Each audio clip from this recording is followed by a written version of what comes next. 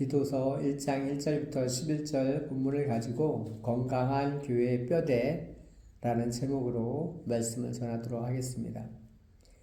날씨가 더웠다가 추웠다가 사람을 정신없게 만드는 것 같습니다. 개인적으로 꽃이 알러지가 있어서 해마다 봄철이 되면 재채기도 나고 눈도 간지럽고 때로는 기침도 나고 그런 현상이 있습니다. 개인적으로 이런 현상이 일어나면 제 마음 가운데 드는 생각이 빨리 봄철이 지나갔으면 좋겠다라는 생각이 들기도 합니다. 예전에는 해마다 결혼기념일이 다가오는 봄철이 되면 남부지방으로 여행을 다니곤 했는데 1박 2일이나 이렇게 몇 년 전에 진도로 여행을 갔는데요. 재미있는 것은 수도권에서는 지낼 때는 재채기나 이런 현상이 전혀 없었는데 진도 지방으로 내려갔더니 그곳에는 벌써 꽃이 만발하잖아요. 전라남도 지방이니까 거기서 알러지 현상이 옮겨온 거예요. 그래서 남부지방에서 알러지 현상이 옮겨와서 경기도로 왔는데도 사라지지 아니하고 계속해서 지속되는 기침나고 콧물나고 재채기 나고 정신없어지는 그런 현상을 경험하기도 했었습니다. 지금 제 목소리가 그렇게 좋지 않아도 여러분들 양해해 주시기를 바랍니다. 디도서는 우리가 잘 아는 대로 목회서신이라 할 수 있는데요. 목회서신은 교회에서 일어나는 일들을 잘 돌아볼 수 있도록 돕기 위해서 쓰여진 것이라 할 수 있습니다. 그러므로 목회서신으로 알려진 디모데 전후서와 디도서는 개인에게 보내는 서신이라고 할 수는 없을 것입니다. 목회서신이기 때문에 교회를 어떻게 돌보아야 하는가 이런 부분에 초점이 맞추어져 있다고 할 수 있습니다. 초대 교회에서 중요하게 다룬 것들이 있는데 그것은 뭐냐 하면 예수님의 가르침과 그리고 예수님의 제자들 즉 사도들의 가르침을 지키고 유지하는 것에 있었습니다. 이런 부분들이 중요했었다는 것이죠. 왜냐하면 거짓 가르침들로부터 교회들을 지키고 보호를 해야 했기 때문에 그렇게 하기 위해서는 정말 교회의 지도자라고 할 수 있는 목회자들을 바로 세우는 것이 중요한 문제가 될 수 있었습니다. 그러므로 교회의 문제는 목회자의 문제라고 말들을 많이 하는데 저는 그 말이 거의 맞는 경우가 많다라고 생각합니다. 그러므로 디도서 초반에 장로를 세우는데 어떤 사람을 세워야 하는가 장로의 자격에 대해서 언급하고 있는데 직분자를 세울 때 어떤 인물을 세워야 하는가 성경적인 기준이 있다는 것입니다. 그 밖에 성도들 간의 교제 그리고 거짓 교훈을 분별해야 하는 그런 문제들 이러한 중요한 것들을 목회서신에서 다루고 있다고 할 수 있습니다. 저는 그러므로 교회의 문제는 거의 모든 부분에 있어서 목회자의 문제라고 생각을 할 때가 많아요. 교회 안에서 사람을 세우는 것이 얼마나 중요한지 한 사람을 잘못 세우면 그 문제로 인해서 수많은 사람들이 고통을 받을 수 있는 것이죠.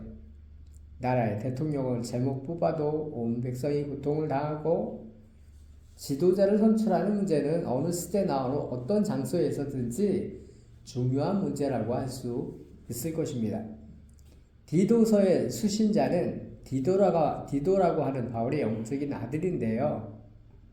사도 바울의 영적인 아들이라고 불렀었던 인물이 몇 명 있는데 우리가 잘 알고 있듯이 한 사람은 디모데이고요. 또 한 사람은 오늘 디도서의 수신자인 디도라는 인물입니다. 이 디도라고 하는 인물은 디모데만큼은 잘 알려져 있지 않은 그런 인물인데, 그러나 바울의 사랑하는 제자였습니다. 디도는 고린도 교회의 사역을 돕기도 했었고, 오늘 본문에 보면 바울이 디도에게 그리데 지역의 교회를 맡깁니다. 그러니까 이 디모데와 디도 같은 인물들을 우리는 예수님의 제자들처럼 사도라고 부르지는 않지만 사도들로부터 신임을 받았던, 성경에서 이름이 불리워질 정도로 인정을 받았던 인물로서 사도에 준하는 그런 영적인 지도자들이었다라고 볼 수 있습니다. 그러므로 이들은 초대교회의 중요한 인물들이었지요. 처음 교회가 세워졌던 초대교회의 인물들을 세워나가는 데 있어서 바울의 제자들인 디모데와 디도는 중요한 일들을 감당했다고 할 수 있을 것입니다. 그렇다면 디도는 과연 어떤 사람이었을까? 갈라디아서 2장에 보면 디도에 대해서 언급을 하는데요. 그는 헬라인이었고 할례를 받지 않았던 인물이었다라고 되어 있습니다. 그가 처음 바울로 인해서 복음을 듣고 은혜를 받았어요. 그는 바울을 따라서 예루살렘을 방문한 이후로 줄곧 복음을 위해서 헌신했던 그런 인물입니다. 그래서 바울과 함께 3차 전도 여행에 동행을 하기도 하죠.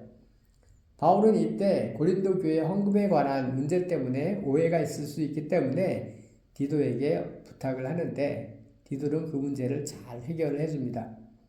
그리고 바울은 그 이후에 에베소 사역을 마치고 마게도냐로 가면서 드로아라는 지역에서 디도를 만나고 싶어 하는데, 끝내는 디도를 만나지 못합니다. 그리고 마게도냐로 건너가서 디도를 만납니다. 디도는 고린도 교회의 문제에 대해서 바울에게 상세히 보고를 했었던 그런 인물로 알려져 있기도 합니다. 바울은 이것으로 인해서 새 힘을 얻고 기쁨을 얻습니다. 그러니까 바울과 고린도 교회의 어떤 헌금에 관련된 어떤 오해를 푸는 데 있어서도 디도가 나서서 서신을 교환하는 데 도움을 주어서 상당한 도움을 주었다라고 할 수 있습니다. 바울은 이러한 디도를 소아시아 여행을 하는 중에 그레데에 머물러 달라는 요청을 하게 되고, 그레데는 오늘날 그리스 지역인 크레타섬, 지중해 동부 지역인데요. 지중해 지역에서 큰 섬이라고 할 수 있죠. 이 지역에서 디도가 처음 사역을 교회를 세우고 하나님의 사역을 하기 시작합니다. 이 디도가 처음 그레데 지역에 들어갔을 때 여러 종류의 힘든 사람들을 많이 만났다고 알려져 있는데, 이 그레데 섬에 흑인 노예들이 많았다고 하는데요. 이들은 야만인 취급을 받았다는 것으로 유명하다고 합니다. 그러니까 특수 지역으로 파송을 한 것이에요. 이러한 것으로 보아서 바울이 얼마나 디도를 신뢰하였는지 보여주는 부분이라고 할 수 있습니다. 신실한 일꾼이었고 이 디도는 믿을만한 하나님의 사람이었다라는 것입니다. 바울은 오늘 본문에 디도를 향해서 4절에 보시면 같은 믿음을 따라 나의 참된 아들 된 디도에게 편지하노니 라고 이렇게 말하고 있어요. 고린도후서 2장 13절에 보면 또 바울은 내 형제라는 표현을 사용하기도 하고요. 고린도후서 8장에 보면 디도를 향해서 나의 동역자 디도라고 말합니다. 고린도후서 12장에 보면 같은 길을 가는 사람이라는 표현도 이런 비슷한 표현들을 계속 바울은 사용하고 있습니다. 이러한 신임을 받았던 디도에게 그레데 지역의 특수사역과 임무를 맡겼다는 것이지요. 저는 오늘 우리가 읽었던 본문으로 그렇다면 무엇이 건강한 교회의 뼈대를 이루는가 라는 이런 부분에 대해서 한번 살펴보기를 원합니다. 바울은 복음을 위해서 디도를 그리데 지역으로 파송을 했어요. 그리고 첫 번째 언급하는 것이 5절에 보시면 각 성에 장로들을 세우게 하려 함이니 라고 말합니다. 그러므로 건강한 교회의 가장 큰 뼈대는 진실된 목회자를 세우는 것에 있다라고 할 수 있을 것입니다. 여기서 장로라고 표현되어 있는데 오늘날 의미로 보면 목회자를 의미한다라고 할 수 있습니다. 앞에서도 잠깐 언급을 했지만 올바른 목회자를 세우는 것, 교회의 지도자를 올바로 세우는 것, 이것이 교회 사역의 핵심이 되는 문제가 될 수 있습니다. 그러므로 성경은 장로를 세우는 데 있어서 명확한 기준을 요구를 해요. 6절에 책망할 것이 없는 한 아내의 남편이라야 할 것이다. 목회자가 아내를 많이 두어서는 안 된다는 것이죠. 또한 성적으로 방탕해서는 안 된다는 의미도 있을 것입니다. 또한 자녀에게도 영적인 본을 보여서 그들로 하여금 복음의 도리를 따르도록 해야 될 그런 의무도 있다. 또한 성품적인 부분도 말하고 있고요. 9절에 믿분 말씀의 가르침을 그대로 지켜야 하리니 말씀을 가르칠 뿐 아니라 자신이 말씀대로 살아야 한다는 것입니다. 이렇게 해야 하는 이유는 성도들을 올바른 가르침으로 권면하고 불순종하는 자들을 책망하게 하려 함이라. 이렇게 말하고 있어요. 저는 그러므로 건강한 교회의 두 번째 뼈대는 아비의 마음으로 책망할 수 있는 설교자가 있어야 한다라고 말하고 싶습니다. 오늘날 현대교회의 설교자들을 살펴보면서 이런 교회가 얼마나 있을 수 있을까? 자신의 성도들을 책망할 수 있는 교회라는 것입니다. 그리고 책망을 할 때에 마음에 상처받지 않고 그 책망을 달게 받을 수 있는 성도가 오늘날 얼마나 있을까? 이런 질문을 던져보고 싶습니다. 우리가 정말 고민해야 될 문제가 아닐 수 없어요. 저는 오늘날 교회들이 잃어버린 것 가운데 한 가지는 올바른 권면과 책망이라고 보고 있어요. 진정한 교회의 표징이 있는데 신실한 말씀의 선포와 그리고 신실한 성례를 집행하는 것과 그리고 마지막에 한 가지가 권징이라는 것입니다. 그런데 오늘날 성도들을 권징할 수 있는 교회 그렇게 흔치 않다라고 생각을 합니다. 그런데 건강한 교회는 이러한 것들이 살아있는 교회라고 저는 생각을 해요. 그러므로 책망해야 될 부분이 있으면 진심으로 아비의 마음으로 책망할 수 있는 그런 설교자가 오늘날 교회에 얼마나 필요한지, 진실된 경책과 책망이라고 하는 것은 하나님의 놀라운 선물일 수 있다는 것이에요.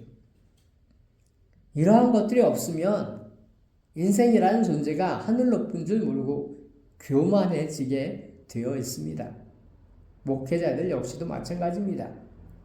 정말 쓴소리를 들어야 하는데 주변에 그런 존재가 없으면 자기가 정말 하나님인 줄 알아요. 제가 젊은 시절에 목사가 되고 났더니 가장 아쉬운 것 중에 한 가지는 뭐냐면 저에게 쓴소리를 해주는 사람이 점점 더 없어지더라고요. 30대 초반에 목사가 되었는데 어디를 가도 목사님 이렇게 하잖아요. 그때 저는 위기의식을 느끼면서 영적으로 내가 깨어있지 아니하면 정말 괴물처럼 교만해질 수도 있겠구나 그런 생각을 했던 적이 있습니다. 정신이 번쩍 났었던 그런 경험이죠. 그러니까 오늘날 현대교회들은 진실된 경책과 책망이라고 하는 하나님의 놀라운 도구를 잃어버리게 되었다는 것입니다. 그러므로 성도들로 하여금 하나님 말씀 앞에 눈물 짓게 하고 통곡하게 하는 그런 영적인 특권을 잃어버리게 된 것이에요. 성도들이 호통을 받아야 하는 상황에서도 그럴 수 있어 뭐 하면서 별거 아니야, 다음에 잘하면 되지 뭐, 이 정도로 그냥 넘어가고, 이런 소리만 들으면 나중에는 책망을 들을 수 있는 그런 귀가 우리들에게서 사라져버리게 되고, 그러다가 혹시 정말 오랜만에 책망하잖아요. 그러면 오해를 해서 저 사람이 나를 미워해서 책망한다, 이런 생각을 할 수도 있습니다. 그러니까 자기 자신을 성경적인 기준을 가지고 살필 수 있는 능력을 잃어버리게 되는 것이에요. 오늘 바울은 사랑하는 영적인 아들 디도에게 권면하는 것은, 그레데 지역에 내가 너를 파송한 것은 교회에 진실된 지도자를 세워서 올바른 삶으로 그들에게 본을 보이고 말씀에 불순종하는 이들을 책망하게 하기 위해서라고 분명하게 말씀하고 있다는 것입니다. 다시 말하면 이 바울은 디도에게 무슨 말씀하고 있습니까? 영적인 책망을 함으로써 불순종하는 영혼들이라도 경성시킬 수 있는 그런 기회가 있다라고 말하고 있는 거예요.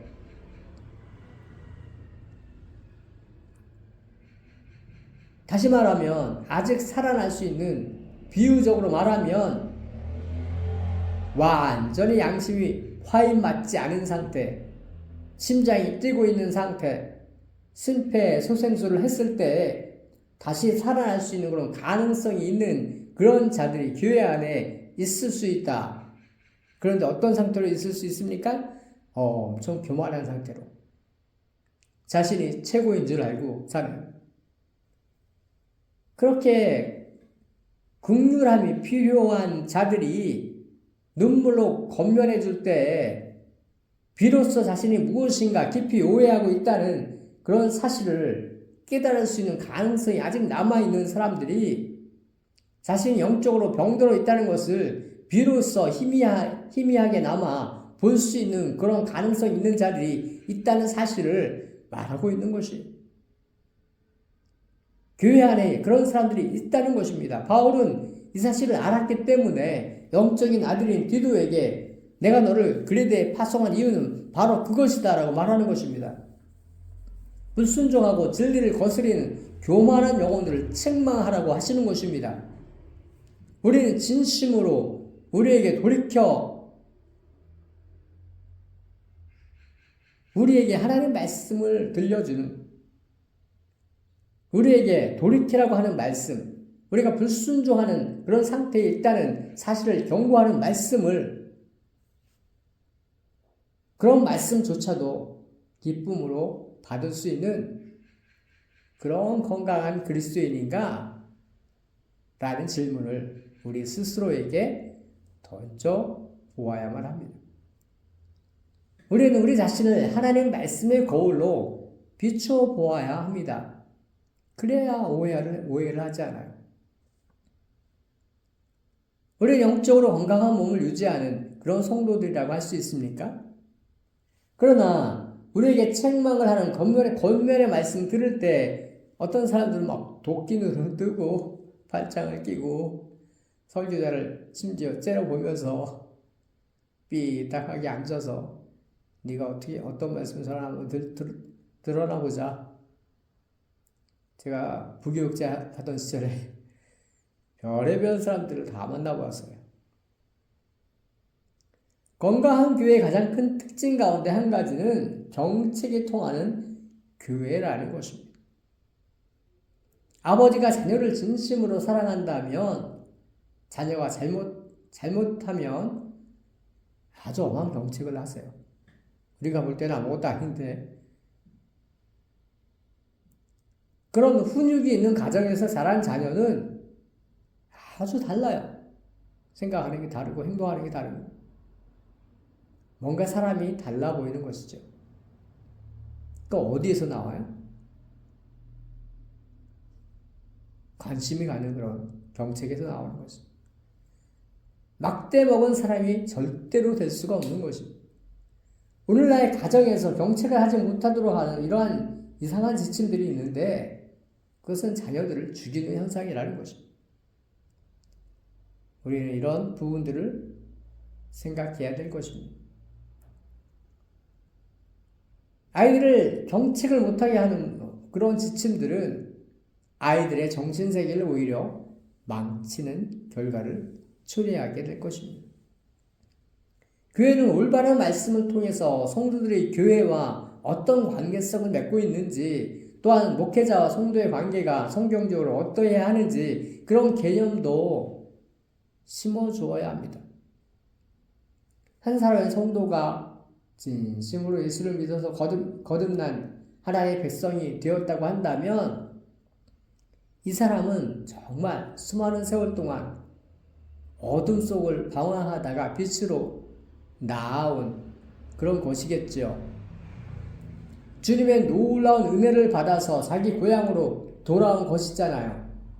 마치 집 나간 탕자가 돼지우리에서 지내다가 거짓 몰골을 하고서 비로소 자기 집으로 돌아온 것처럼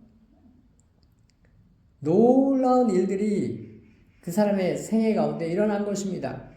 모든 것이 새로워진 것입니다. 이 성도는 복음을 기쁘게 받아들이고 예수를 믿었어요.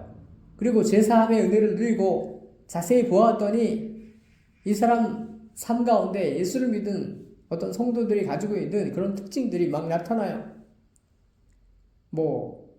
예전에 좋아하던 세상 것들을 다 거부하기도 하고 영적인 것들을 갈망하는 마음도 생기고 성숙한 성도로서 성장하려는 그런 믿음의 성장을 이루고자 하는 그런 열망이 생기고 막 기도하고 싶어지고 늘 항상 교회에 오고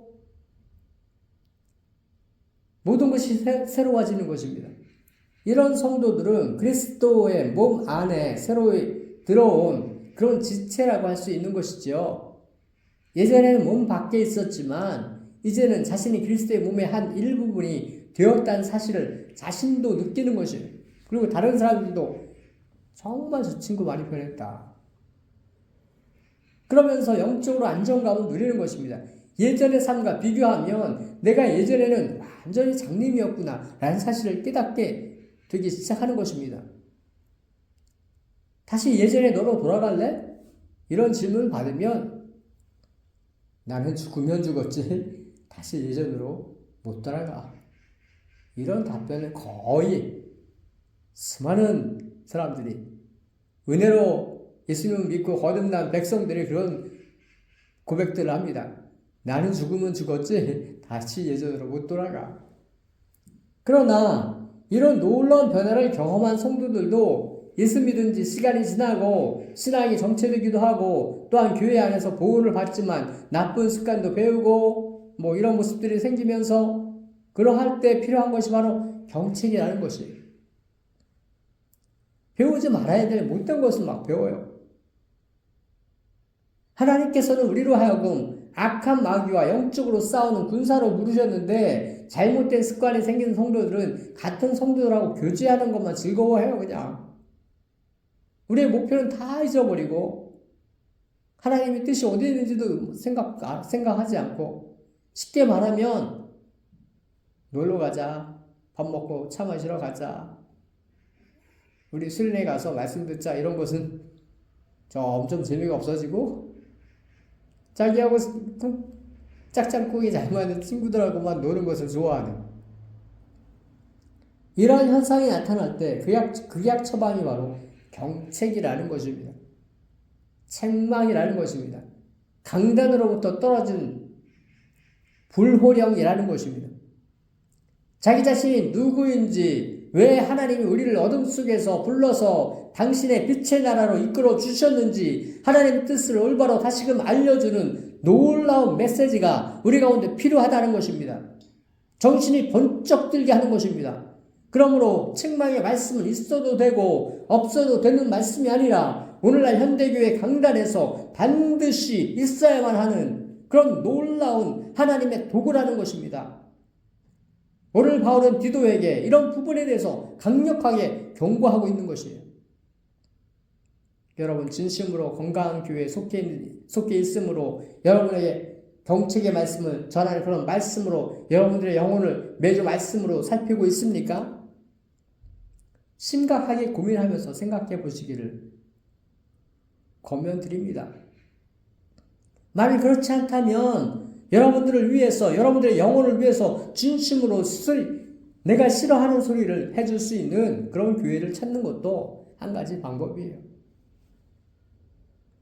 물론 설교자와 목회자는 성도들을 내 양이라고 할 수는 없어요. 모든 성도는 주님의 양인 것입니다. 하나님의 양인 것입니다. 만약 어떤 목회자가 성도들을 자기 양이라고 하면 그분은 큰 오해를 하고 있는 목회자일 수도 있습니다. 그러나 한 영혼이 예수를 만나도록 하는 데 있어서 설교자와 목회자가 어떤 영향을 끼쳤을 가능성이 많아요.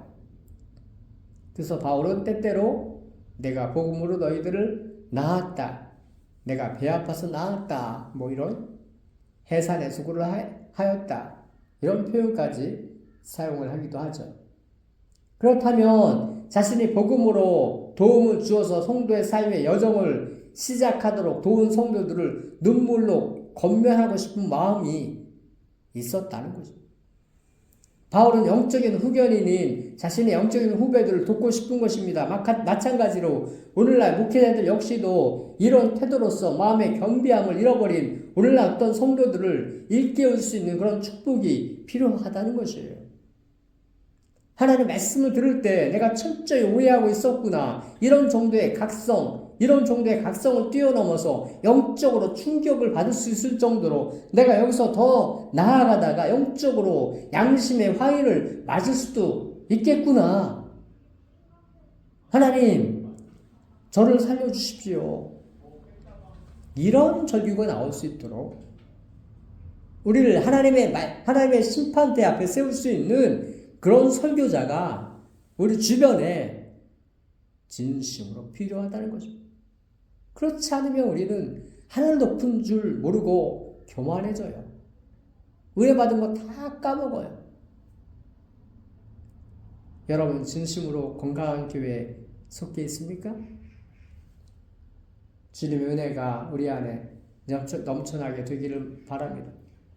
우리로 하여금 다시금 마른 가슴에 눈물이 터져 나올 수 있도록 우리의 잘못을 있는 그대로 보여줄 수 있는 그런 말씀을 우리 심령 가운데 하나님이 들려주시기를 원합니다. 사탕 발린 칭찬을 구하는 것이 아니라 우리로 하여금 우리의 잘못을 볼 수 있도록 진실된 말씀을 주십시오. 주님, 제가 돌이키겠습니다. 이런 눈물의 고백이 여러분들의 삶 속에서 진심으로 있어지기를 간절히 바랍니다. 기도하겠습니다.